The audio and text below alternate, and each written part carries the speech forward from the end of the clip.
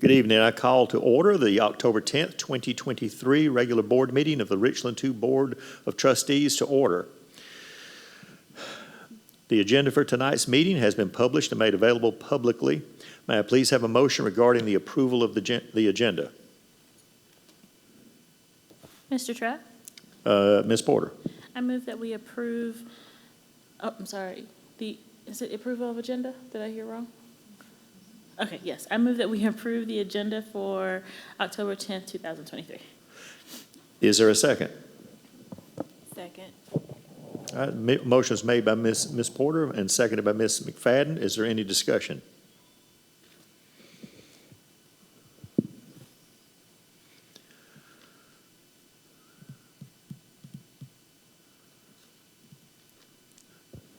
All right. Board members, please vote.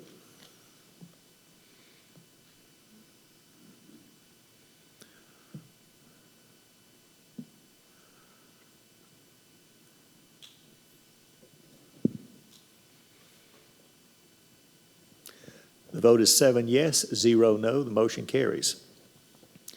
We will move on to item 3.1, executive session. May I have a motion to go into executive session? Mr. Trapp? Ms. Washington. I move to convene an executive session for the purpose of discussing student appeals, student admission requests into the district's adult ed program, employment recommendations, certified releases, and breach of contracts. Is there a second? Second. Motion is made by Ms. Washington, seconded by Ms. Agostini. Is there any discussion? All right, Ms. Washington, does that include everything in the motion? Yes. All right, board members, please vote.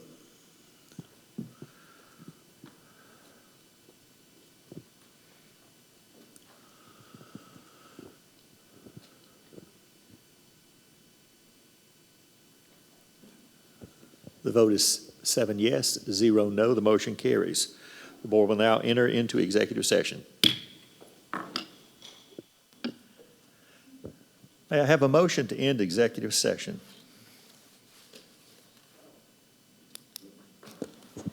Mr. Chair, Mrs. Agostini. I move to adjourn executive session at 6:09 p.m. Is there a second? Second. Is that Dr. Scott? All right, a motion has been made by Mrs. Agostini and seconded by Dr. Scott. Is there any discussion?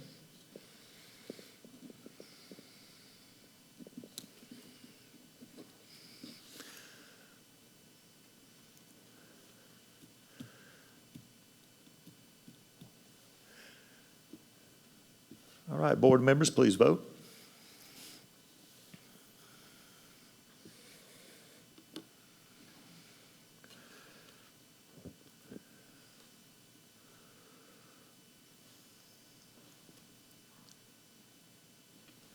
The vote is 7 yes, 0 no. The motion carries. We'll resume public session now. Item 4.1, we'll now move on to the inspirational moment and Pledge of Allegiance. I'll ask Dr. Monica Scott to introduce tonight's guest. Tonight's guest. The Center for Achievement is a personalized learning avid magnet school that serves grades 2 through 6. The magnet program strives to address learning uniqueness through focused attention on learning styles and interests.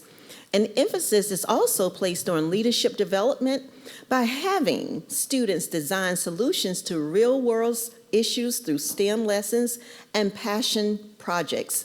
CFA promotes the belief by knowing our learners and personalizing their learning, we are developing world changers. Ms. Hutchinson, our wonderful, fabulous, interactive, kind, loving, and dressed to kill principal is here to represent CFA. She has been the principal of the school for 6 years and was formerly the district's first behavior interventionist, where she developed the R2 behavior framework. She has been nationally recognized and awarded for her efforts that promote student agency and academic excellence. I turn it over to Ms. Hutchinson. Good evening, Dr. Moore, Chair Trapp, and distinguished and honorable board members and guests. It is indeed a pleasure to stand before you this evening and represent the best magnet school in Richland School District 2. I am Kimberly Hutcherson, principal. I'm Brandon Foote, Assistant Administrator. And these are some of our wonderful Lions. Good evening, Superintendent Dr. Moore, Board Chair Trapp, and honorable board members and guests. My name is Nayeli Nieves. My name is Alex Paez, and this is Simon Castroy. National Hispanic Heritage Month traditionally honors the cultures and contributions of both Hispanic and Latino Americans as we celebrate heritage rooted in all Latin American countries. The Center for Achievement organization is variety of opinions for students to learn about several accomplishments. One of the experiences that was truly fun was National Hispanic Heritage Celebration Day. Both my father, Christian Paez, And my mother, Yoraima Rodriguez, who is also the reading interventionist at CFA, led experiences with all CFA students. We also engaged in a fun cultural activity at Kelly Mill Middle School with Senora Tamara Lewis Daniel. Please enjoy this video that highlights our learning.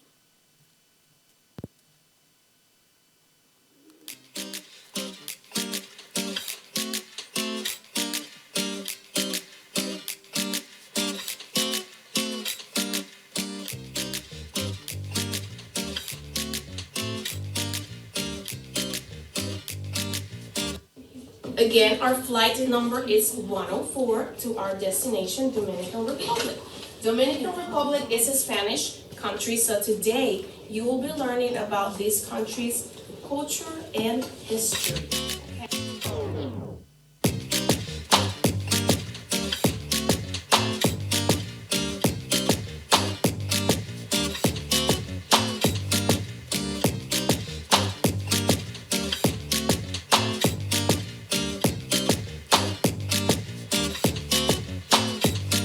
Mason.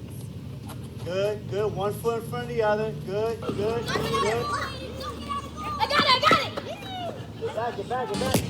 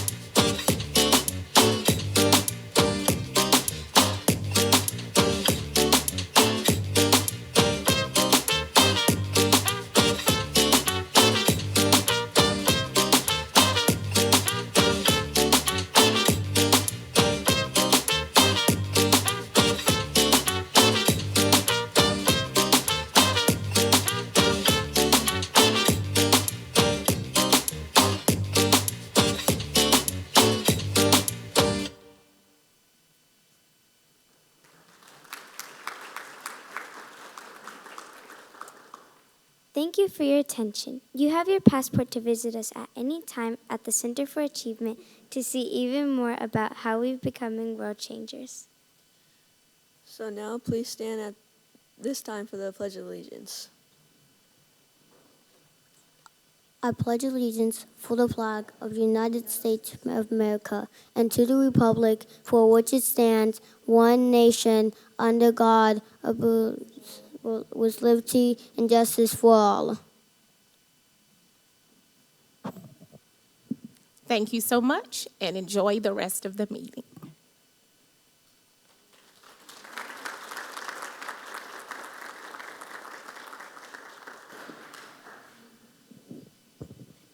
Thank you for that. We'll now move to item 5.1. May I please have a motion regarding the approval of the consent agenda? Mr. Chair, Mrs. Nash. I move to approve the consent agenda for the October 10th, 2023 regular board meeting. Is there a second? Second. Is that Mrs. Porter? Okay. All right, motion has been made by Mrs. Nash, seconded by Mrs. Washington to approve the consent agenda. Is there any discussion?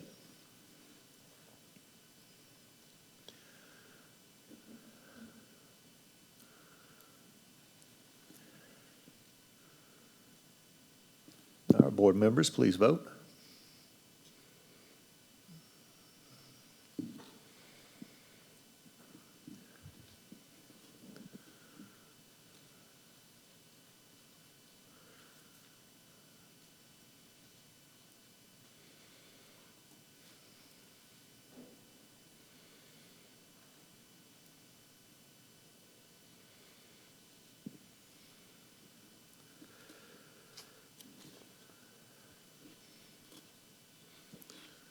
The vote is 7 yes, 0 no. The motion carries. We will now move on to public participation. One individual has signed up to address the board. They will be given 3 minutes to address the board. Before we begin, I will remind you that our meetings are streamed live and recorded. According to policy BEDH, comments from the public should not include gossip, defamatory words, or abusive and vulgar language. The policy also prohibits in public session any expression of personal complaints about individual school personnel or any other person connected with the school system. Specific students or personnel issues should be handled through the appropriate procedures as indicated in district policy. Questions asked during public participation typically will be referred to a staff member for response at a later time. Our participant this afternoon will be Ethan Lopez.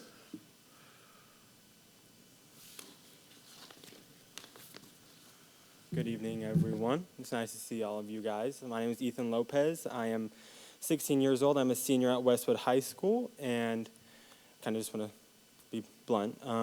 This district does a really good job at teacher retention. I mean, we spend thousands of dollars on it, but a really horrible job at actually keeping teachers. We had a 9th grade math teacher leave a couple of years ago because his students weren't understanding the content, and he wasn't on track with the pacing guide. So when the district caught wind of that, they sent district personnel to his classroom and were harassing him about not being on time with the pacing guide, and told him to move on, whether the students understood the content at hand or not. So at the end of that, even though he told them that they weren't understanding the content at all, so at the end of that school year, he left because he could not do his job in good conscience. While this is especially hard for our 9th grade math teachers, 25% of our middle school kids meet the math requirements. So you can understand why it was hard to stay on the pacing guide for this teacher and many teachers across the board. Well, I believe this district kind of has lost all right to harass our teachers about being on time with the pacing guide when we couldn't even get an audit report out on time. And then the teacher coverage. This is quite honestly the most insulting thing I could possibly imagine for our teachers to have to do. I mean, they're expected to put grades in, have 1 grade in by the end of the week, but then have to sub for other classes all week long. So when do these teachers have time to put in their grades? I mean, they're being paid $25 to cover a class, but these teachers have 2 to 3 degrees. They're being paid $25 to sub for a class. I mean, are you kidding me? I mean, Dr. Moore, what, you have 2, maybe 3 degrees? I'm not too sure, but you get paid pretty well. So I think that taking away our teachers' planning periods, I think their pay should be at least not as insulting. I mean, they go to college, some have their doctorates to be met with, what, $17 after taxes, subbing 3 times a week with no planning period, no time to do their grading or lesson planning. I think it's a real failure on the district's behalf, and I really hope that bringing this to light, there will be some change for our teachers. I appreciate it. Thank you. Thank you, Mr. Lopez. The board will now vote on items discussed in executive session. May I please have a motion regarding the student appeals? Mr. Chair, Mrs. Agostini. I move to deny the appeals for students number 1, number 2, and number 3. Is there a second? Second. A motion has been made by Mrs. Agostini and seconded by Mrs. Nash. Is there any discussion?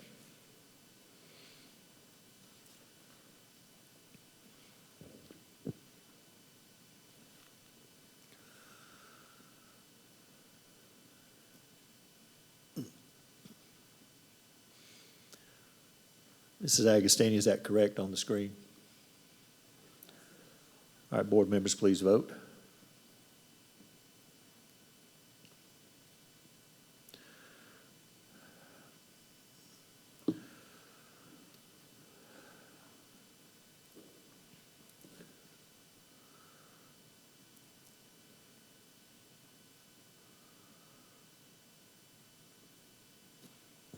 The vote is 6 yes, 1 no. The motion carries. May I please have a motion regarding the student admission request into the district adult education program? I move to approve the student admission request into the district's adult program for students 1 through 3. All right, is there a second?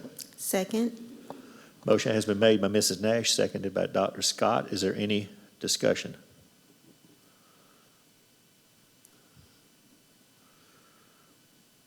All right, Mrs. Nash, is that correct on the screen? That is correct. All right, board members, please vote.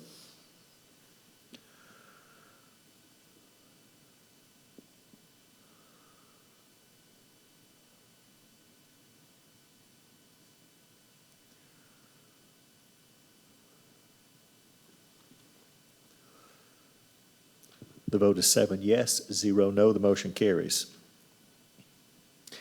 May I please have a motion regarding employment recommendations and certified releases? Mr. Chairman, Ms. Washington, I move that we accept the employment recommendations and certify releases. is there a second? Second.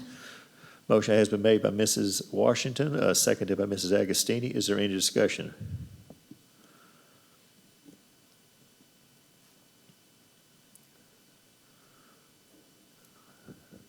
All right, board members, please vote.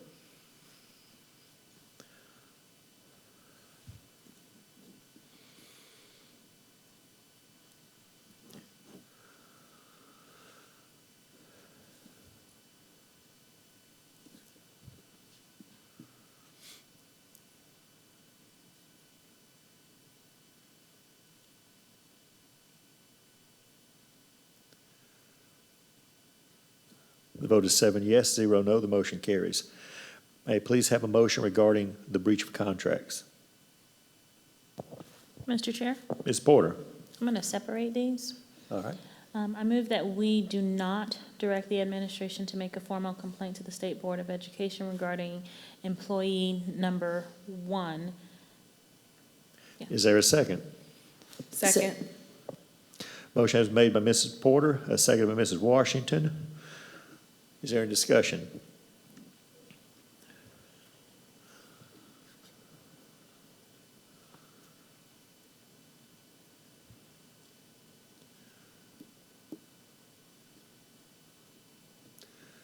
Mrs. Porter, is that correct on the screen? I believe there is a misspelling in the first sentence, in the first part of the sentence.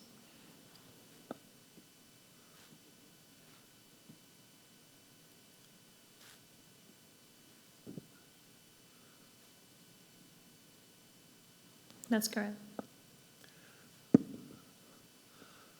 All right, when that resets, board members, please vote.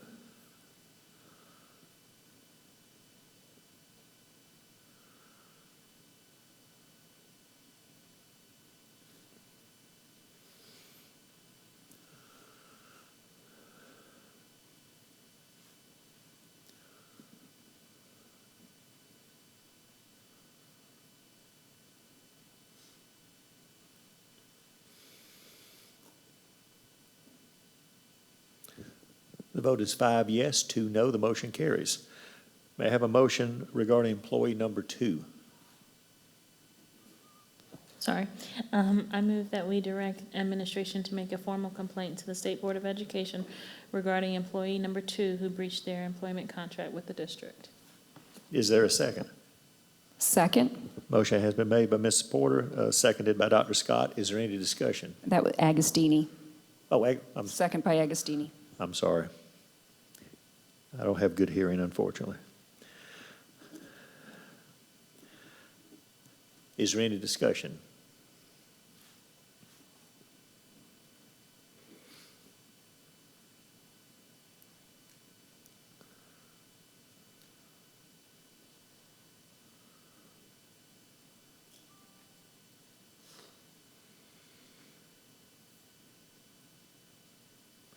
Is that correct, Mrs. Porter? Yes, sir.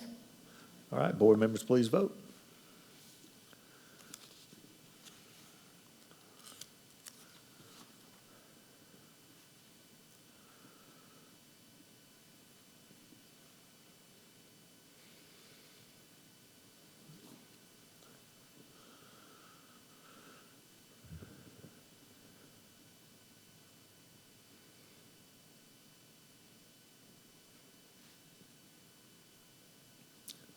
The vote is 6 yes, 1 no. The motion carries.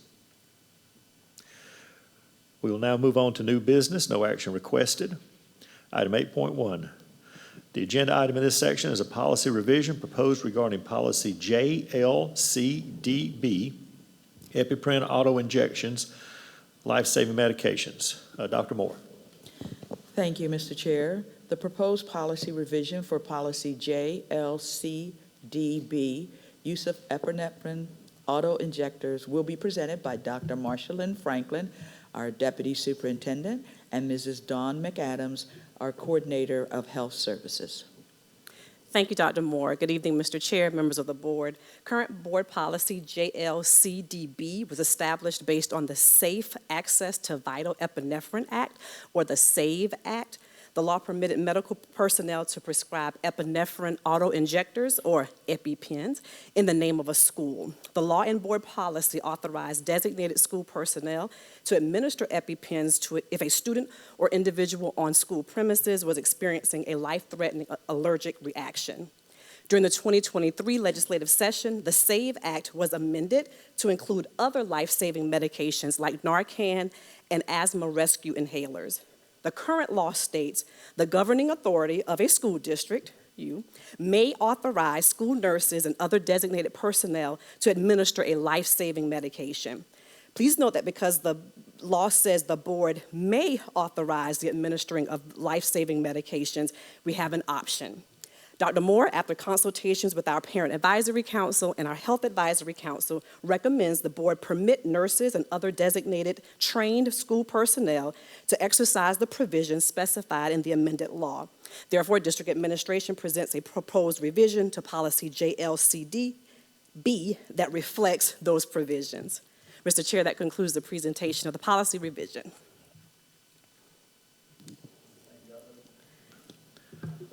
Thank you, Dr. Marshalyn Franklin and Mrs. McAdams. Board members, are there any questions for Mr. Chair? Mrs. Agostini? Just a quick question. Will these be drugs prescribed and brought to the school by the student, or will we have these on hand? These will be on hand for anyone, should it be a student, an employee, a visitor. The DHEC will prescribe it to the school. Each school will have 4 doses of Narcan available to them if we choose to move forward. Okay. And I'm just curious, how do we obtain these medications if they're not brought in by students? Right now, to back up to the epinephrine auto-injectors, we're very fortunate that BioRidge Pharma has a program called EpiPens for Schools, and they will give each school 2 boxes of EpiPens per year. So we have been partnering with BioRidge for about almost 10 years now to stock epinephrine in all of our schools. So far this year, we've done 5 doses of epinephrine. We average about 10 to 15 So far, we have not needed Narcan. We've been very close to where, had we had it on hand, we probably would have administered it. Up until now, we would have been reliant on our SRO to hopefully have theirs with them. Okay, but then how are we going to get it? I'm just curious. I mean, will a doctor prescribe it, or will they be partnerships like you just suggested through the drug companies? DHEC has a grant to give each school 4 doses of Narcan. Excellent. Thank you. I apologize. Board members, any other questions? Mr. Chairman? Oh, Mrs. Washington. So in here, it says that there's a plan that will be available online. Now that we're going to move forward with these revisions, when will the plan be updated? And is it available online now for the current? It is not available online now until we have an updated board policy, but we do have the procedure is completed and has gone through our in-house counsel. We're waiting on a few more pieces from DHEC in terms of the training that we'll have to be providing. The other component that I did not address is the albuterol inhaler, and that will just expand for someone with known asthma who for some reason doesn't have their inhaler at school. But that's down the road. They wrote the law broad enough as other emergency medicines come out. They don't have to update the law, and we don't have to come back to school boards to update policy if it's a life-saving medication. Mr. Chair? Mrs. McFadden. Thank you for saying that about albuterol. I have a son that's a chronic asthmatic, and he would take his inhaler to school, but sometimes he would leave it at home, and so actually we would have to run down to the school to bring it or having a treatment. So having one on site, it's great, and I'm grateful that we're able to do this. And about how long do you think that will be? You said down the line, or? I would say I would be hopeful in the next year, but DHEC really wants to roll out with the Department of Ed the Narcan so that everyone has a solid procedure and training requirements, and if anything comes up with the Narcan before they move on to albuterol. Thank you. Any other questions? Mr. Chair? Ms. Porter. How do we address any parents who should not want this from the school? Or is there an opt-out for those who have issues with? I mean, quite honestly, this would be a life-threatening emergency where we are already doing CPR on this child. Okay. And at that point, we are going to do everything that we can. So I don't personally see that there is an opt-out when we're in a life-threatening situation. Okay, just want to make sure, should Yes. they contact us? Yes, yes, that was a question before, so. And the thing about Narcan, kind of like the EpiPen, you're not going to harm someone. If you gave an EpiPen and they really didn't need it, you're not going to harm someone if you give them Narcan and it wasn't a suspected opioid overdose. Thank you for that information, too. Mm-hmm. Okay. Any other questions? All right, well, thank you for the presentation. All right, thank you. The next agenda item in this section is an update on the board legislative contact. Mrs. LaShawna McFadden will now share that with us. Thank you, Mr. Chair. So if you will look at the policy, next slide, please, Tony. Tony's going to help me out here and change my slides. So for the policy that this was established under is Policy BJ, Board Legislative Program. It was established in March of 2003, and it was updated in 2019, or excuse me, 2017. But we're going to have to update it again because on the third paragraph, it states that the National School Board Association would be one of those, and we're not a member with them anymore. So we're going to have to adjust that. So we'll be looking for that policy revision coming up. And I was voted to be the board legislative contact in August the 22nd of this year. Next slide, please.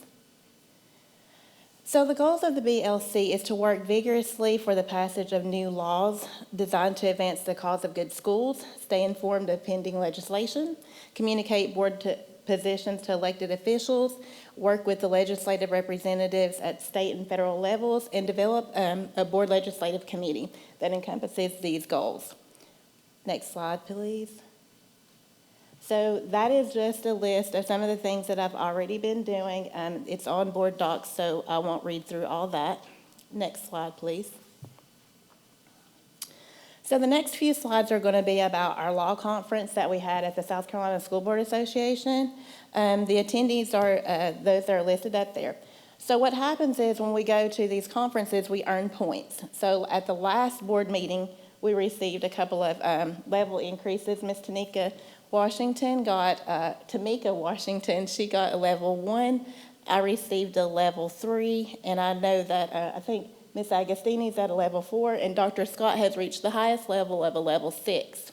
So that's why we go to these conferences. It's for the South Carolina School Board Boardmanship Institute. It's kind of like a professional development conferences for us. Next slide, please. So this list I've just listed for is not exhaustive at all of all the presentations that were provided, but some of them were a couple of hot topics and some other pertinent information for our board. Mrs. Barbara Drayton, a hot topic for her was IDEA. There's a lot of information coming out about IDEA simply because we have more students that are getting on an IEP. IEP is funded under IDEA, so that means that we need funding for that. And there's a lot of changes that are coming through, and you can get that information off the SCSBA website. The next presentation that I chose was Mr. David Leon and Ms. Meredith Seibert. They talked about the parental right movement. That is also a hot topic that is sweeping the nation. We have a couple of presidential candidates that have that as their number one priority. Our very own Mr. Tim Scott from South Carolina has that as one of his priorities. The next one I went to was Rashida Cleveland. She gave us the policy review schedule, which I'll go over here in a little bit. And then our very own Mrs. Debbie Elmore, who is the Director of Government Relations, she let us know the 14 bills that were passed in the House and Senate this year. Next slide, please. So this slide is about the Boardmanship Institute, where I was just mentioning the levels that we got. Each level requires about 5 points to get to the 25 points to get to the next level. Each of our professional developments is roughly about 5 points, so you have to attend about 5 courses in order to reach the next level. And so as you can see, we took a picture. We had a great time. Ms. Carla and Dr. Moore were able to attend with us. We had a good time and decided to take a picture just to document the things that we're doing this year.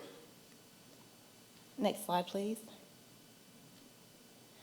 Okay, so as you all know, last board meeting, I wasn't here. I was actually in Washington, D.C. I was at a conference for the Consortium of State School Board Association, which we call COSBA. It was a federal advocacy conference where we discussed a lot of things. Those are the top 6 priorities that they had that they wanted us to talk to our legislators about. And I picked a couple to actually discuss because they are pertinent to us. One of them, again, is IDEA. Of course, they talked about it at the SCSBA conference and again at COSBA. Like I said, a lot of our students have IEPs now. The federal government is supposed to fund 40% of our income for IDEA. However, over the past few years, they've only been funding 3, 11, and the most they've ever funded, which was during COVID, was about 25%.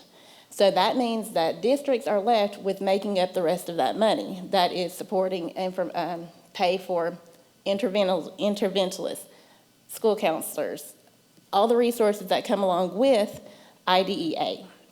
So I'll tell you that this great little sheet that Ms. Shelley Allen was able to produce for us tells us that we are supposed to be getting $7 million, I'll just say over $7 million for funding for IDEA in Richland too.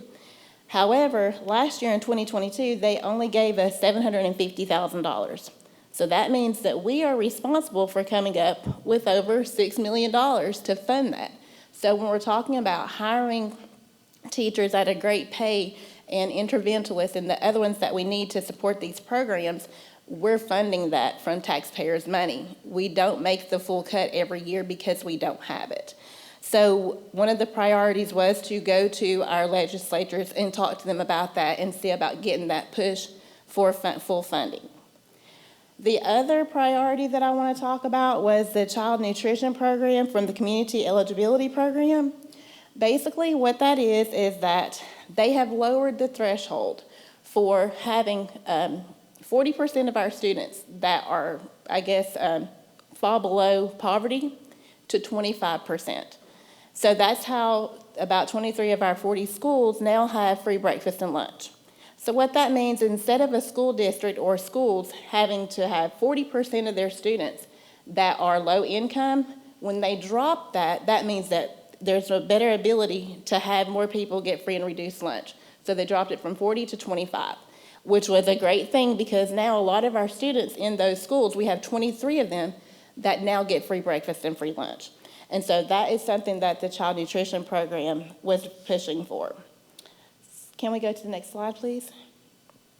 And so a couple of people who had a lot to do with these, the bottom right corner, that is Miss Ellen Taylor. She is the Chief of Governmental Affairs for FRAC, and FRAC is the Food Research and Action Center, and she was very instrumental, her and her team was very instrumental in making sure that the community eligibility program was passed this year. They did a lot of advocacy to make sure that that threshold was dropped. We all know Mr. Clyburn in the middle column, and then on the far right you'll see Mr. Brad Thomas. He's the Deputy Director of Education Policy and the House Committee of Education and Workforce Development. It was really interesting and cool because when I was looking at his bio, I discovered that we are from about an hour away in Northeast Tennessee. So it's really cool to talk to him about workforce development.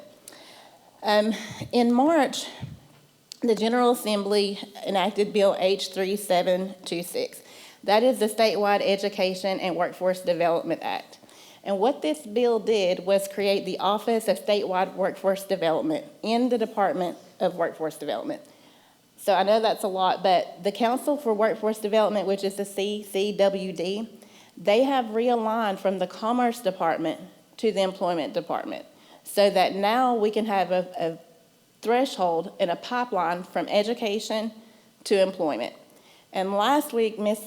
Kane talked to us about our students that are graduating being workforce ready. 19% of our students that chose the employment pathway are qualified and skill ready to work at the jobs that we have right now. As Dr. Morris said, we have students who are either enrolling, enlisting, or employment. So those that have chosen employment, they're not ready at 19% with the skills. So what they're hoping is to enact programs and different certifications and internships with different entities so that we can create that pipeline. Some of the departments that are with them that are part of the CCWD are the Fiscal Affairs, Labor and Licensing, Agriculture, the Commerce Department, the State Superintendent of Schools. We have high school superintendents and school counselors on that board to oversee this to make sure that our students are going to be able to be career ready when they graduate. Next slide, please. Thank you. So this was really fun. We got to go to different offices and advocate. Unfortunately, a lot of them weren't there. They were busy. So we got to meet with their staff. The young lady that we're speaking to in this left-hand column picture, she's actually a teacher. And so when legislators are saying, well, we can just have 29 students in the class, since she's a teacher, she understands that going from 22 students to 29 students is a big deal and what that does. So she's in a very good position to advocate for us for teacher ratio when she can let them understand and know why 7 students is not a very easy task to do, to take on. And then the picture is some of the people who were able to attend Mr. Tim Scott's office with us to visit and advocate for these COSBA priorities. And my favorite part was, as you all know, we were in the middle of a looming shutdown, so to speak, and we got to go to the House floor and while they were debating. And I got to see one particular debate, which was Mr. Ted Cruz. He was talking about funding for military families if there was a shutdown, which was really hitting home because we have a military base here, and it would affect a lot of our students and a lot of our employees that are in the military base at Fort Jackson. And so with him advocating on behalf of that, it was really cool to see the rebuttals and hear different sides of the story. But thankfully, we did not have a shutdown, which everyone at the Capitol said we were going to have a shutdown. But in the end, they got together, they came up with a compromise, good, bad, or ugly, and our families and things were still able to go to work and earn a living. Next slide, please. Okay, so another thing that I've been working on is the board binder. That's this huge pink thing right here.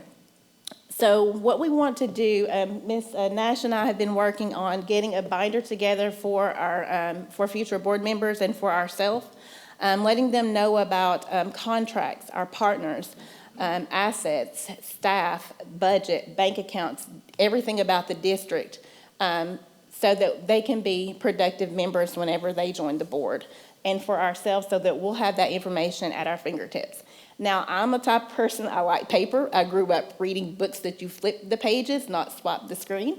So I really do enjoy this. So we're gonna keep the old and bring in the new at the same time. So if you want the paper or the manual copy, we have that for everyone, but we're also gonna make available a digital copy that's in the making, and it'll just be uploaded onto a particular site that we're creating right now. Next slide, please. So this is a really cool and handy piece of paper, I will say. I laminate everything for mine, so I guess it's a laminated paper. Basically what this is a policy review schedule. It was given to us by Ms. Rashida Cleveland at the SCSBA law conference that we went to. Board members have a copy of this in their folder that I gave them. What this does is it shows us a way that we can go through all of our policies on an annual basis to make sure that all of our policies are updated and they're relevant to where we are today. We've seen a lot of policies that may have been not done or I guess, outdated for a couple of years or so. So we want to be diligent in making sure that all of our policies are up to date and pull those that are not up to date and trash them or however we get rid of them as we get more and to review the old ones. So I propose that we meet every third Friday at 1:30. How this is going to happen and how I would like for it to happen is to have 3 board members per session. To sign up through a board calendar. The public is able to join if they have any concerns or a policy section that they want to talk about. So this will be posted online as well. So if you wanted to talk about, let's say, instruction. So instruction is going to be talked about or discussed in June. However, if there's a section or a policy that you want to talk about that doesn't fall in that, you can always bring it and we can look at it. But the goal is to set up a way that we can strategically begin to look at our policies and go through them. Next slide, please. This next set is the SCSBA advocacy calendar. And again, this has always been available to us through the SCSBA. And board members, you have a copy of this in your folder as well. Basically what this is an advocacy calendar to let us know what we should be doing or what we can do throughout the year to remain advocate in our communities, get a hold of our legislatures, making sure we're staying connected with our students and our teachers. This is just basically a guide to help us along the way to make sure that we're staying active the way that we should be. Next slide, please. All right, and this one is the proposal of the Board Legislative Committee.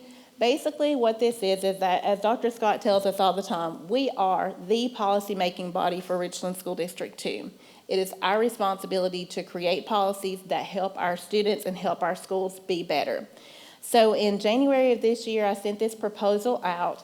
However, with the onslaught of the Superintendent Committee, the IG Report Committee, and there was another one, the Safety and Security Meeting. This one kind of had to take a back seat because it wasn't so pressing. So now that we've completed all of those job duties on those committees, we're starting to move forward with other goals and obligations that we should be looking at. And this is just a tentative proposal on what we should do and how it should be set up with the scope and the members and the meeting date and times. However, we'll talk about that and discuss that and make that finalized at a later time. So this is the 2023 policy and legislative update. This is what Ms. Debbie Elmore provided for us at the SCSBA Law Conference. All this information is available on their website. But some of the crucial things that were talked about was the Center for School Safety and Targeted Violence that is now in Lexington.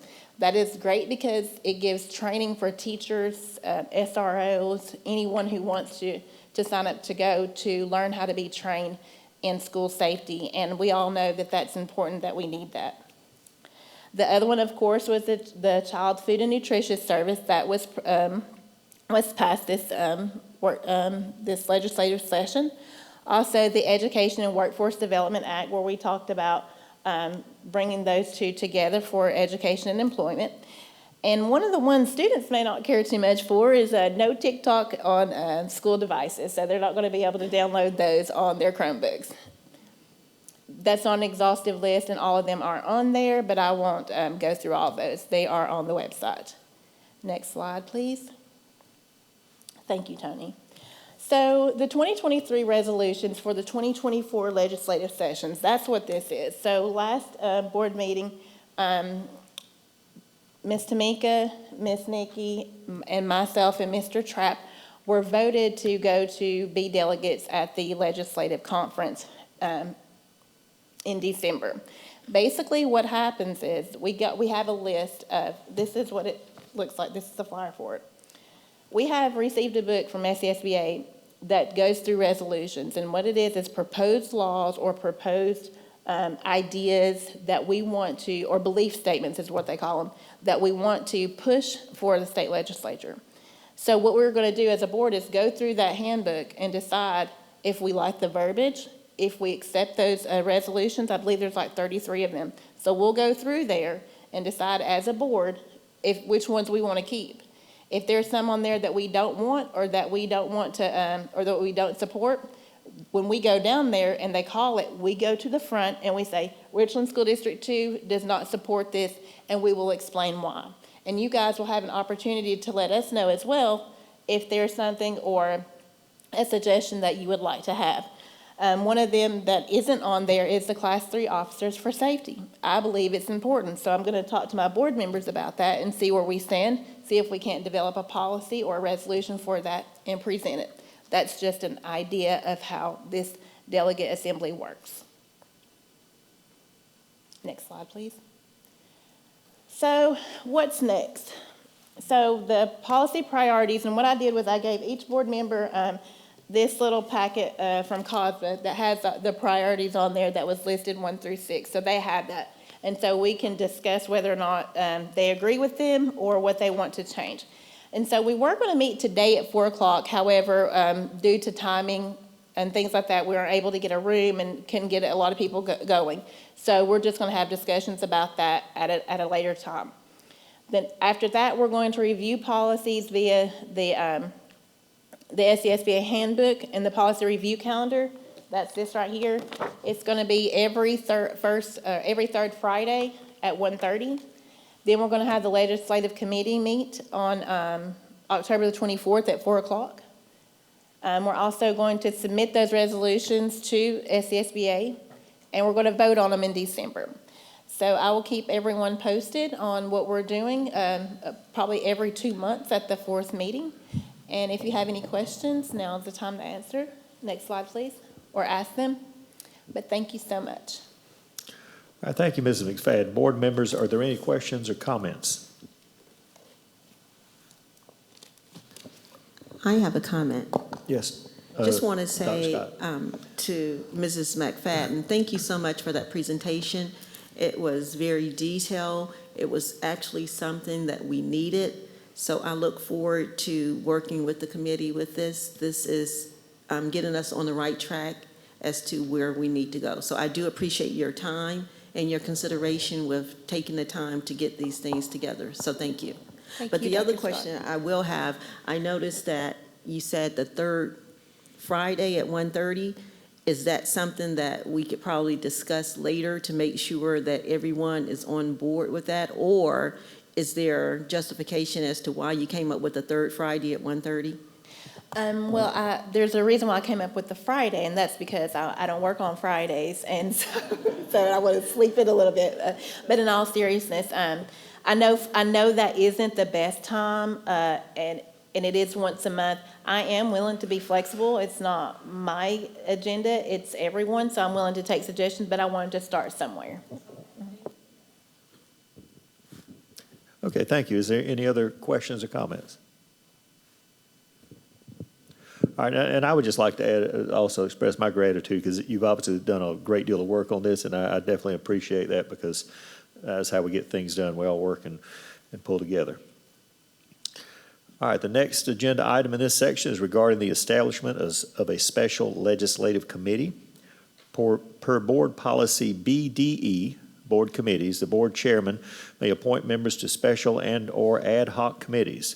In accordance with this policy, I would like to convene a legislative committee and appoint our current board legislative contact, Mrs. LaShonda McFadden, as the committee chair, with board members Mrs. Tamika Washington and Mrs. Nikki Porter serving as committee members. Per board policy BDE, this committee will cease as soon as its task is completed or on June 30th, 2024, whichever comes first. Board members, are there any questions or comments?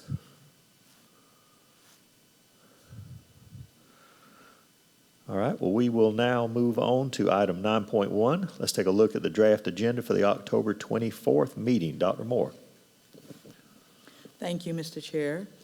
Our next regularly scheduled board meeting will take place on October 24th, 2023.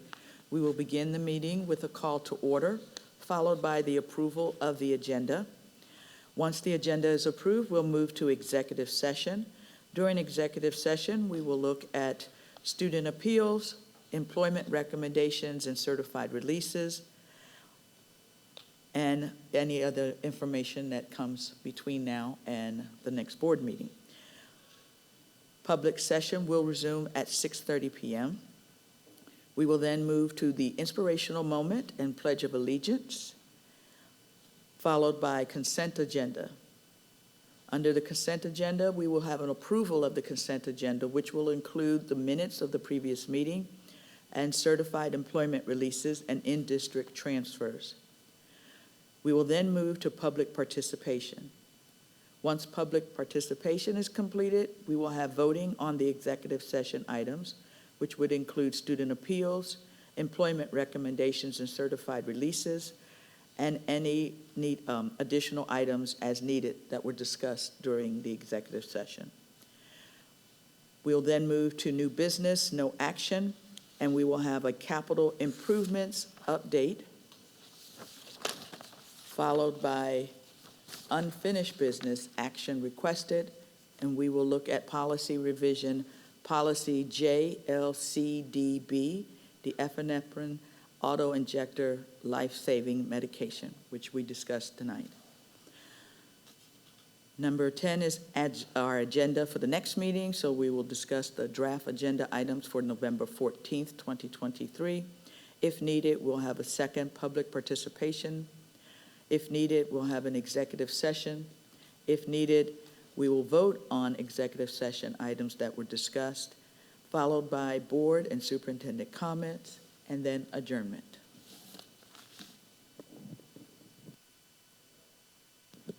Thank you, Dr. Moore. Board members, are there any revisions or additions you would like to see made to the October 24th, 2023 agenda or to a future agenda? Mr. Chair. Oh, I'm sorry. Dr. Scott. Yes, you know, it's October, so you know, most people know what my request is going to be.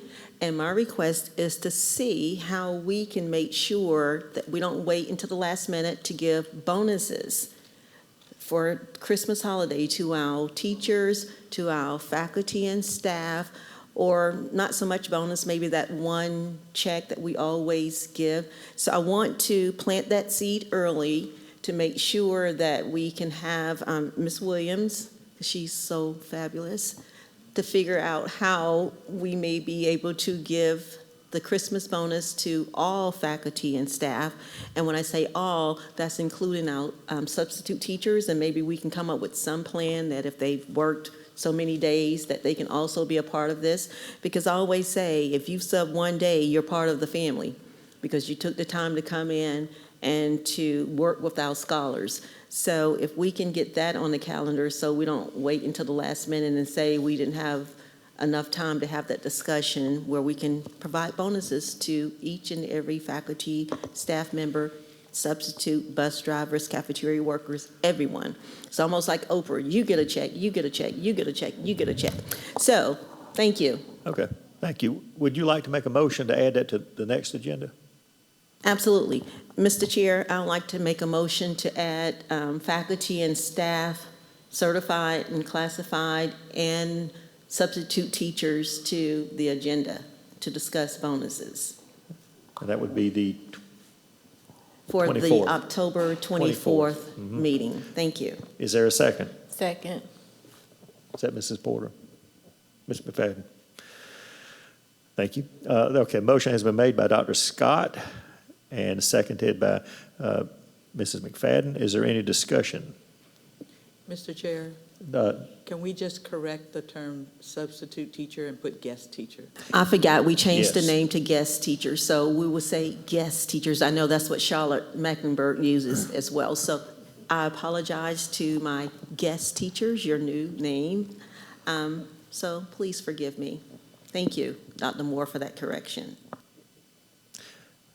And as long as they get the bonus, I don't think they'll be offended, but anyway. All right, we have a motion on the floor. Any other discussion or questions?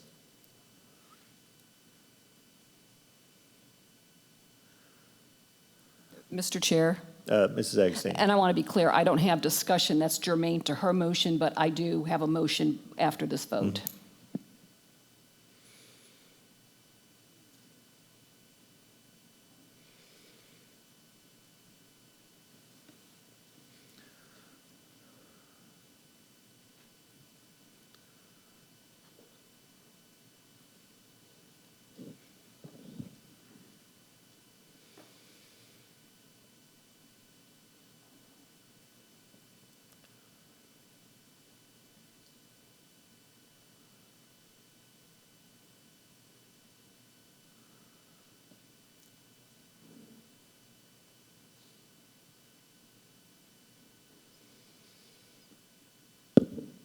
Dr. Scott, does that look appropriate?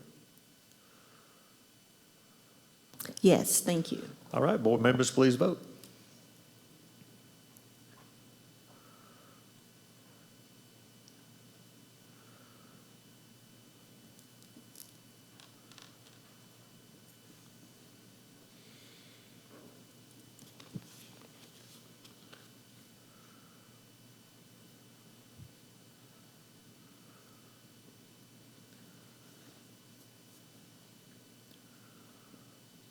All right, the vote is 7 yes, 0 no. The motion carries. Ms. Agostini, you had a...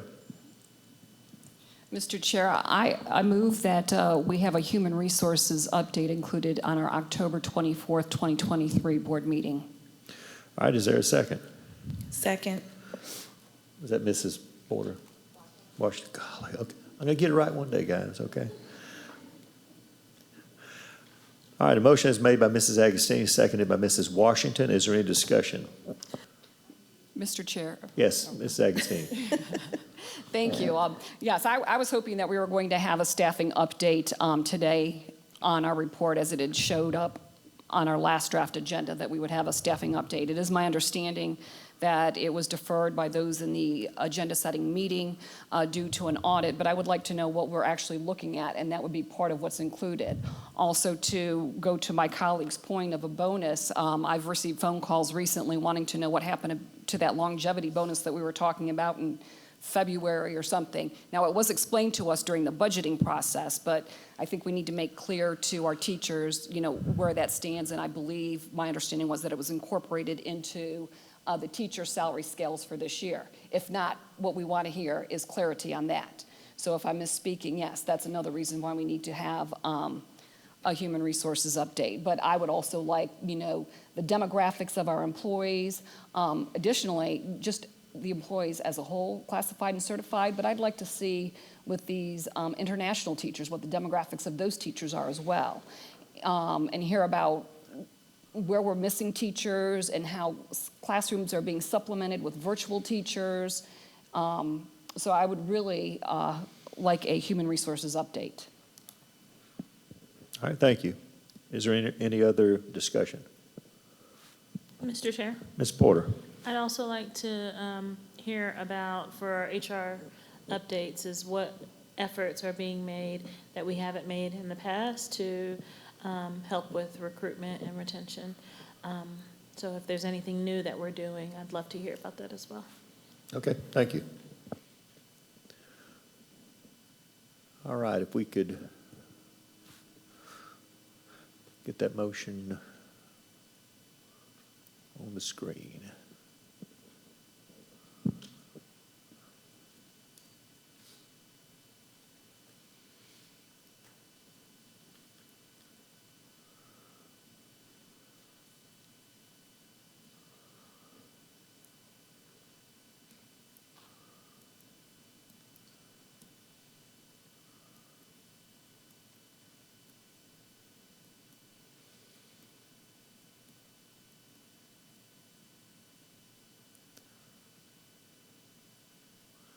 All right, Ms. Agostini, does that look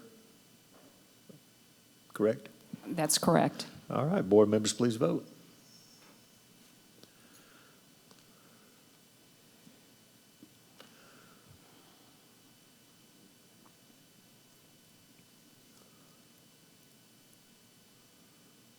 Vote is 7 yes, 0 no, the motion carries. Was there anything else related to the agenda that we wanted to add or Mr. Chair. modify? Yes, ma'am. I'm not sure if this is the appropriate time, but I would like to request a board briefing from administration to respond to my request per policy BEDGA that this board adopted in February of 2023 to get the emails that I've requested from you and our superintendent for the request for release time instruction to go on the August 8th agenda. Now, I'm very appreciative that there was a response to my initial email, but I have sent in 3 subsequent emails because you did respond with the September 12th information, but I've received no response from the superintendent. I've only received a response from you saying that you want every email from June that's gone back and forth from you and the board. That is not necessary. What I'm looking for are the 3 emails that were sent to you to request release time on the August 8th agenda, and how do I get that? Well, Mrs. Agostini, that's not germane to the topic at hand, but we can, I'm not sure how to answer your question. I cannot make the administration send you anything, and the policy does say that the administration is obligated to send it to you, so. Policy BEDGA says that the superintendent, this particular request will be processed within 10 business days at no cost to individual board members. If the request is not able to be completed within 10 business days, the superintendent will provide a written expectation for when the board member should receive the requested information and the reason more time is needed to complete this request. Thank you. You're welcome. Mr. Chair. Yes, Ms. Washington. So I just,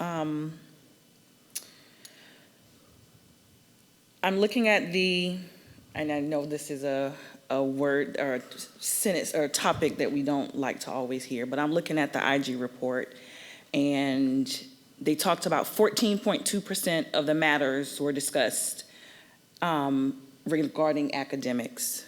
And so I want to just remind us as a board that our first job is to make sure that our students are getting a top quality education.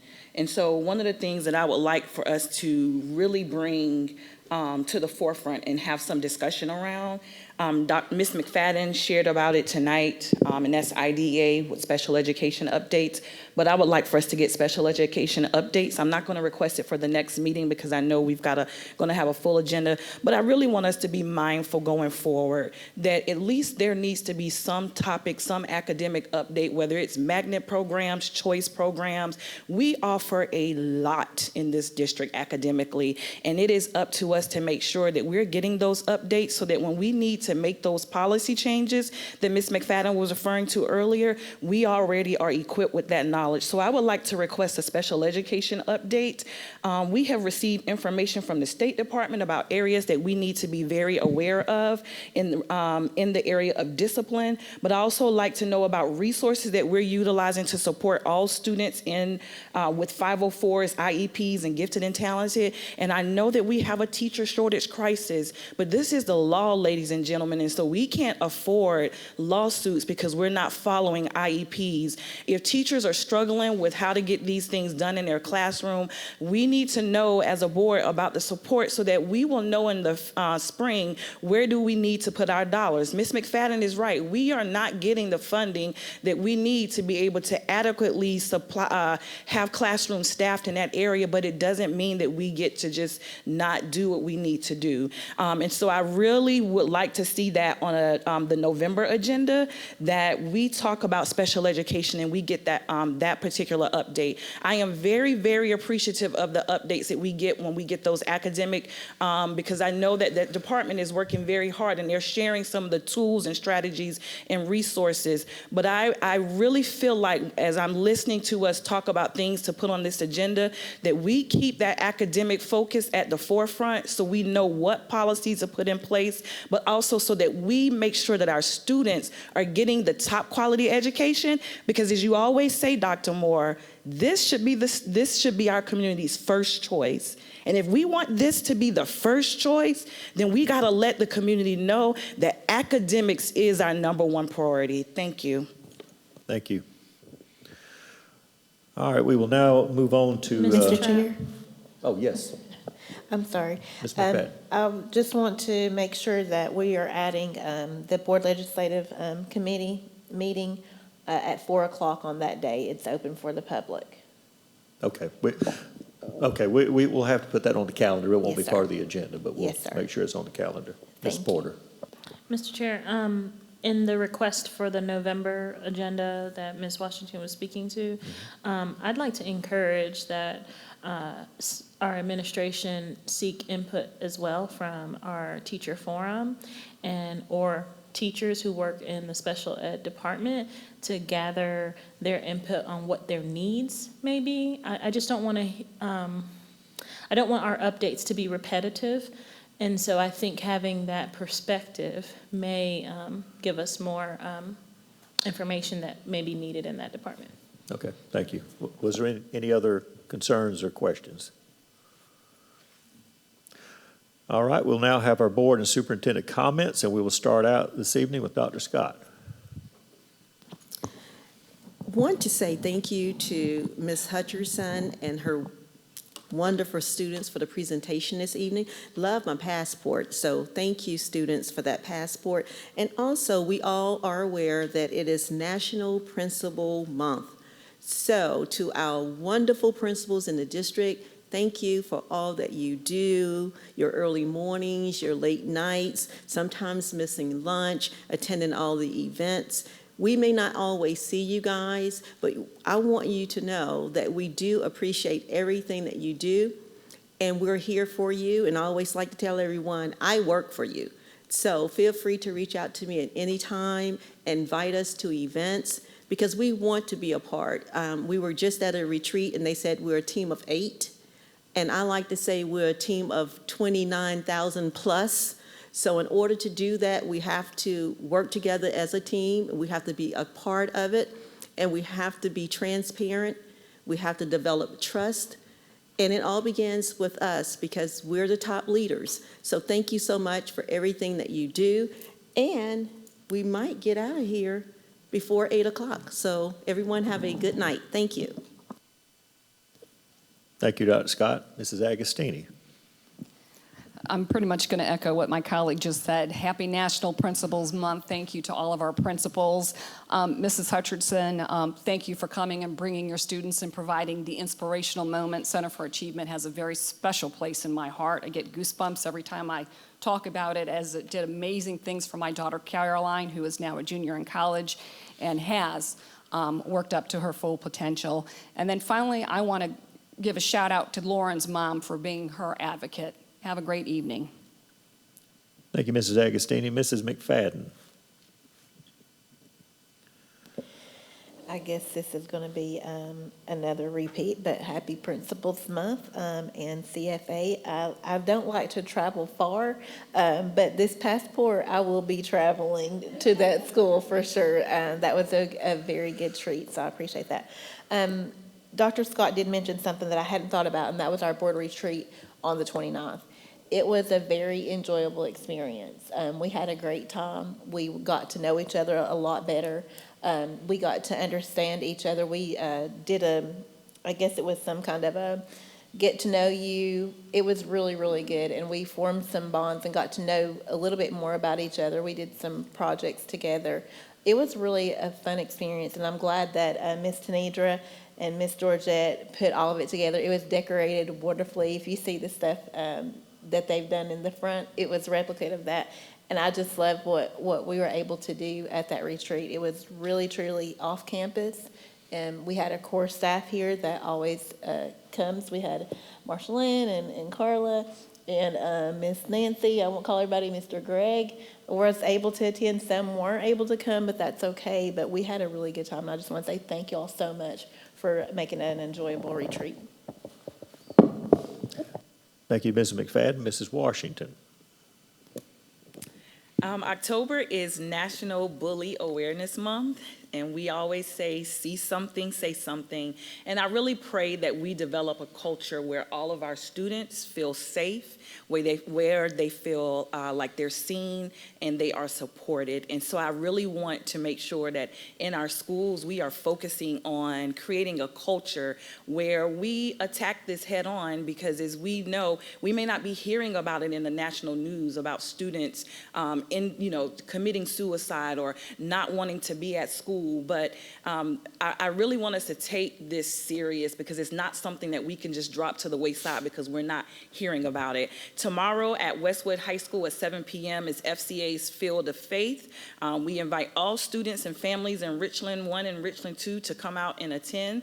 October the 22nd is Teen Talk at Meadow Lake, and that's for all Richland 1 and 2 students. And that's hosted by the Richland County Recreation Commissioner, Hamilton Jacobs. I'm really excited about that, to give students a safe space to be able to talk about the things that are happening in our community. Today, I had the pleasure of visiting a 4K program, although it is not in our district, but it's within our Richland 2 community. And I just want to give a shout out to the Northeast Enrichment Academy. I want to thank our district for supporting this organization, which actually serves the future students of Richland 2. And these opportunities are great for us to partner because it shows that we're invested in the future educational growth for students in our community.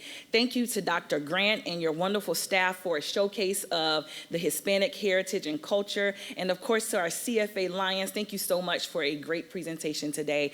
Thank everyone for attending online and being here, and have a wonderful evening. God bless.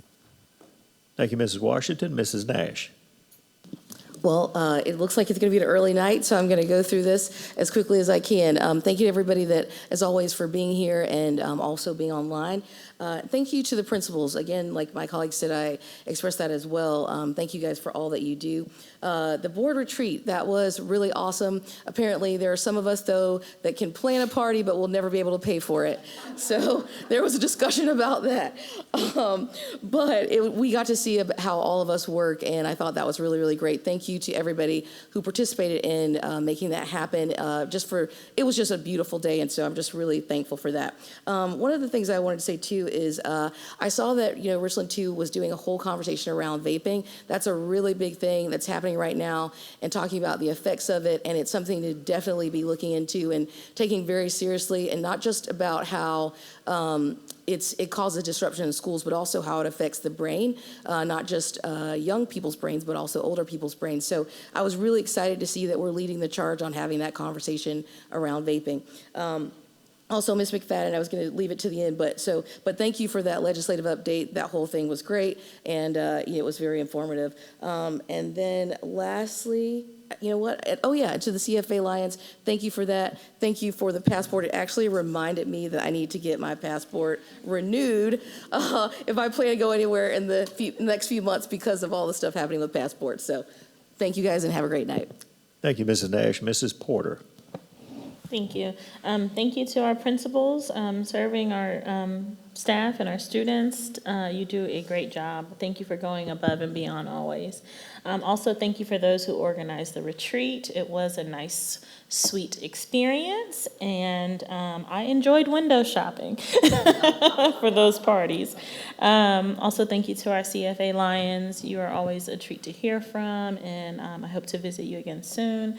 Thank you, Dr. Grant, and everyone who helped with the Hispanic Heritage Month Parade, and our principals that attended. We had a lot of assistant principals and principals that were there in person who hosted tables, and it was a lot of good food and good dancing. We had a dance off and everything. It was fantastic. I enjoyed having it outside this year. I know that question was asked, and I heard from others that said the same. It was nice.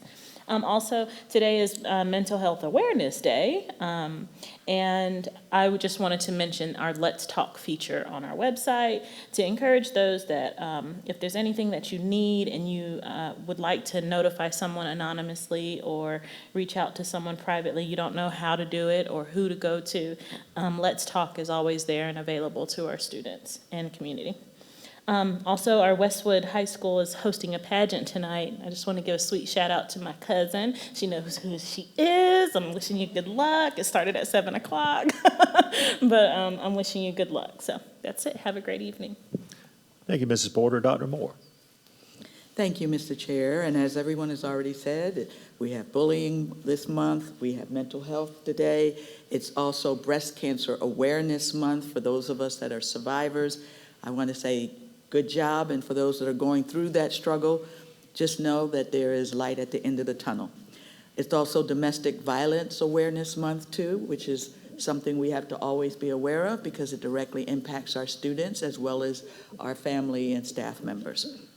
But I always like to start tonight with the conversation around the most important people in our school district, which is our students and their success. So for the first time, the South Carolina Music Educators Association selected the Ridgeview High School World Percussion Ensemble to play at their Professional Development Conference in February of 2024. Wesley Hips, Associate Director of Bands and Director of Percussion at Ridgeview, says it will be a true honor to share the stage with the wonderful world percussion students as they entertain with music from the African diaspora. Mr. Hips created the ensemble in 2019. One of his students, Trinity Roberts, says, "Our performance at CMAC is a hope to inspire music educators all around the state and share the culture of Trinidad and Tobago. I am super excited to be able to share this experience with my classmates. The Ridgeview World Percussion Ensemble will perform at 2:45 p.m. on February the 9th in Ballroom A of the Columbia Metropolitan Convention Center. The performance is free to the public, so mark your calendars and hopefully you can attend." Now, from percussion performance to the new district podcast, and I'm very excited about this. Not because it's named The More You Know, hint, hint, but this podcast is going to be an opportunity to connect with more of our Richland 2 family and community. And so the podcast will debut this week. Now, for our first episode, I invited 2 Richland Northeast High School Cavplex journalism students as my first guest. And actually, I did that because they are such phenomenal journalists. I had to have them interview me instead of me interviewing them. So I want you to think about this. I turned over the microphone to 2 students who did not give me the questions beforehand.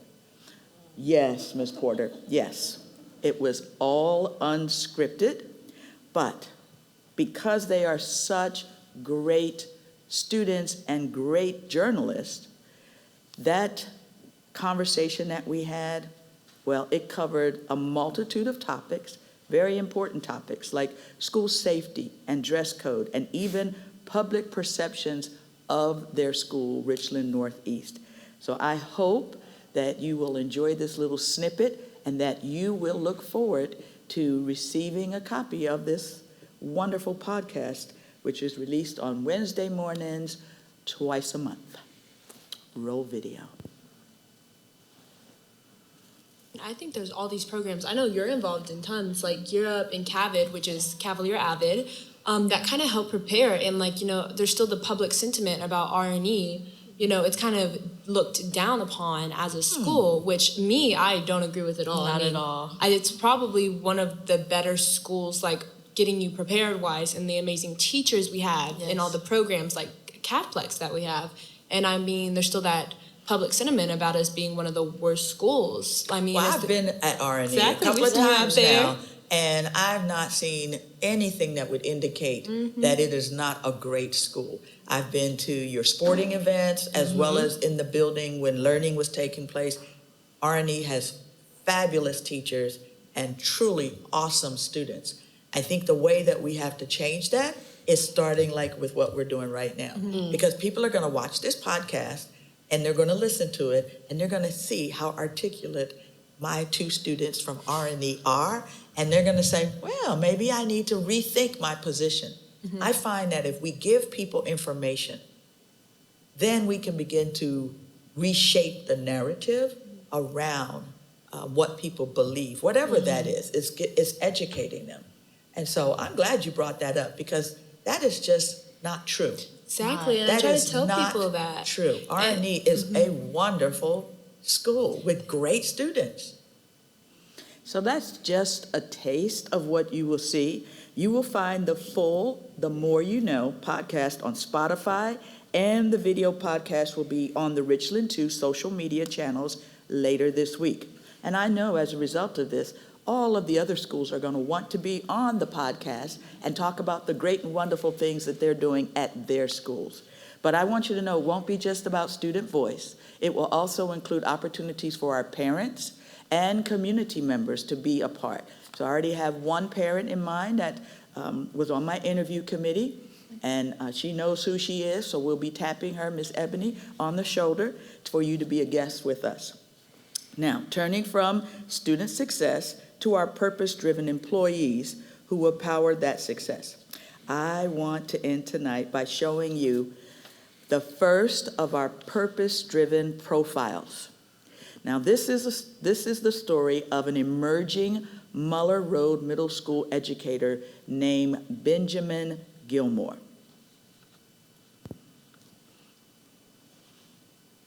When I started out at Muller Road, it was just one of those things where I was just like, okay, I was looking for a teaching job because I was working somewhere else. I've had many jobs where I worked with children, and I majored in physical ed in college. So Muller Road, it brought me here. When I did my interview, I just felt a good family atmosphere, and I just felt like this is the place that I had to be. I'm a Richland 2 baby, like from elementary all the way to high school. So I started out at Pontiac, and then that's when they built Polo Road, and so I got rezoned and went to Polo Road Elementary all the way from 2nd to 5th grade. Then I went to E.O. Wright, and then I started at Spring Valley, and I graduated from Spring Valley, class of 2016. Mr. Gilmore is a phenomenal educator. He's an emerging educator, is what I call him. And we have a history that kind of dates back when I was a school counselor at Spring Valley High School. Nervous coming in as a first-year school counselor. The first student that I met, ironically, was Benjamin Gilmore. And I didn't know that our paths would just kind of stay connected throughout the years. And it has led him to Muller Road Middle School now as a physical education teacher. And I have just been marveled at his journey, first as a student and now as an emerging educator. First year, I wouldn't say it's not what I expected, but it's also very fun. I thought it was gonna be overwhelming, but it's not. The way the kids adjusted to me and the way I adjusted to them, it was pretty much like, it was better than what I thought it was gonna be. I'm gonna toss the ball, we're gonna popcorn read, and then y'all just gonna read off the slide, all right? As a male in the education profession, we're charged with a lot. And just being able to support young men and be models for young men and show them what the expectations are as they grow and develop, especially at this age range. It is critical to have strong men in the school that are gonna be able to help these young men develop into who they're gonna be in high school and beyond. You're more than just a teacher. You're a therapist, you're a coach, there's so many things that's on the checklist. You're not just a teacher because those students look to you as a safe place. You know, some students may not have the best home life, so when they come here, this is their safe place. So I feel like as a teacher, you wear many hats, and I feel like that's one of the most important things. Self-esteem means having a good opinion of yourself and feeling good about yourself. Favorite thing, the students. They keep me going. Like my class that I was just in, that's one of my favorites. Like just them, just seeing how they react to me and how I react to them. They just look up to me as that kind of, I would say older brother or something like that. Cause like I tell them, I'm not too far from them. I was just in your shoes. So like, I get it, I understand. I feel like that's the biggest thing, just the relationships with them and just seeing a smile on their face. And Mr. Gilmore has been a great leader. He's been a great role model for our young male students. I hope that he continues to pursue this career field. He is very passionate about young people, and he's doing a phenomenal job. Growing up here and then coming back to work for the district, you got that support, and then just seeing everyone that kind of, raised me when I was going through it, and them seeing me now, they're your supporting cast. If you need help, don't be afraid to ask because they're going to get you the help. Benjamin Gilmore truly embodies everything that we look for in educators in Richland School District 2. When we talk about people who are passionate about students, who are passionate about learning and belonging and continuous improvement and cultivating a sense of joy in their classroom, that is what a purpose-driven educator is, and Benjamin Gilmore embodies that. To have been able to track his journey from his senior year in high school to see where he is now, I don't know that I could have written a better story. You may not think that you can make it, but I promise you, like, if you put your mind to it, you can make it. Trust me, I didn't think I would be doing this today, but whatever you put your mind to, you can do it. Then my message is don't give up. Just don't give up. Thank you, Mr. Gilmore. So we talked earlier about HR. One of the ways that we are recruiting is through our purpose-driven profiles that we are sharing. You'll see those on our website, on our social media, but it also gives us an opportunity to highlight the great work that is taking place every single day in our classrooms. So remember, we talk about recruitment, but recruitment starts with retention. So when we retain our great teachers, then we have the people that will go in and support the people that we recruit to support our students. So we are going to be talking more about our purpose-driven employees, as you have seen today, because our purpose-driven employees will ensure that our students are future-ready. I want to thank our communication department, Mr. Triquetta and his team, for the videos that you've been seeing, because they go out and make these videos and find these great stories for us. And as they do that, we will continue to tell of all of the success that we are experiencing in Richland 2, because we are a parent's best choice. Therefore, we are the parent's first choice. Thank you. Thank you, Dr. Moore. I would just like to close this evening by sharing some of my observations from a recent board retreat. It was a great opportunity to spend time. We spent the entire day together, and I learned a lot of things, some of them more valuable than others, but we learned a lot about each other. And the one thing that I definitely took away is that we have a lot of talent on this board. We talk a lot about diversity in our school district and our society in general, and we have a great deal of diverse talent on this board. I really don't think that there's anything that this board doesn't have someone here that can be a great resource to take care of things. And I just want to say, too, that I appreciate the time that everybody puts into what we do here on the board. some of us work, and, taking a whole day off work to go to this retreat is certainly a sacrifice, but I appreciate everything that every one of you all do. And I know that if we work together, that we'll be able to our school district can certainly become the best in the state. And I think that the only thing that will stand in our way is if we don't do our best. And I think that we're all certainly in a position to do that. And like I said, I appreciate everything everyone here does. I appreciate what our staff here in the district office does. They did a really great job of setting things up for us and everything like has been mentioned. And I appreciate all the little things. I was telling someone earlier that we had a little basket there, and I had a Richland School District 2 tie in it. It's an interesting tie. I hadn't expected that. So I didn't wear it tonight because we took pictures, but maybe the next meeting I'll wear it. It just didn't go with my suit, okay? Anyway, it really is a great opportunity that we all have to serve all of you, and I appreciate the opportunity that the public gave me, and I'm sure everyone here appreciates it as well, the opportunity to serve. And that's all I'd like to say tonight. I would like to have a motion to adjourn the meeting. Mr. Chairman, Oh, gosh, who was that? Ms. Washington. Ms. Washington. I'd like to make a motion to adjourn the August 10th, 2023 board meeting. All right, do we have a second? All right, motion was made by Mrs. Washington, seconded by Dr. Scott to adjourn the meeting. I don't think there should be any discussion, but is there any? Okay, good. Let's all hand vote. All those in favor? All right, it's unanimous. We are adjourned.